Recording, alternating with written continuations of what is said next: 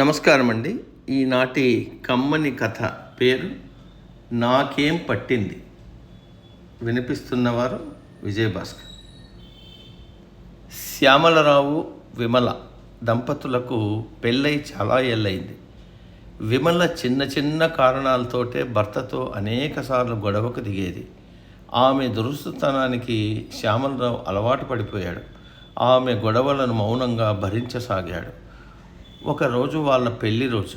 విమల ఈ విషయం గుర్తు చేసినప్పుడు శ్యామలరావు తినుబండారాలు చేయమని చెప్పాడు. విమల అంగీకరించకపోగా మళ్ళీ పాత విషయాలు గుర్తు చేసి గొడవ చేసుకుంది.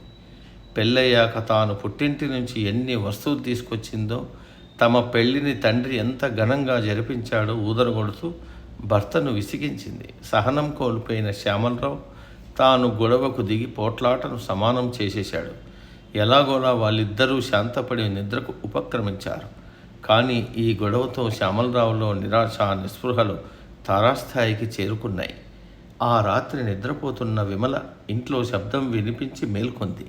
ఇంట్లోకి ఎవరో దూరినట్లు పసిగట్టి దొంగతనం జరిగే ప్రమాదం ఉందని శ్యామలరావును తట్టి లేపింది. పగటిపూట గొడవను నిద్రలో కూడా మర్చిపోని శ్యామలరావు, నేనెందుకు పట్టించుకోవాలి? ఈ ఇంట్లో ఉన్న వస్తువులన్నీ నీవే కదా, వాటి కోసం నేనెందుకు బాధపడాలి అంటూ అటు తిరిగి గురక పెట్టి నిద్రపోయాడు. సమం.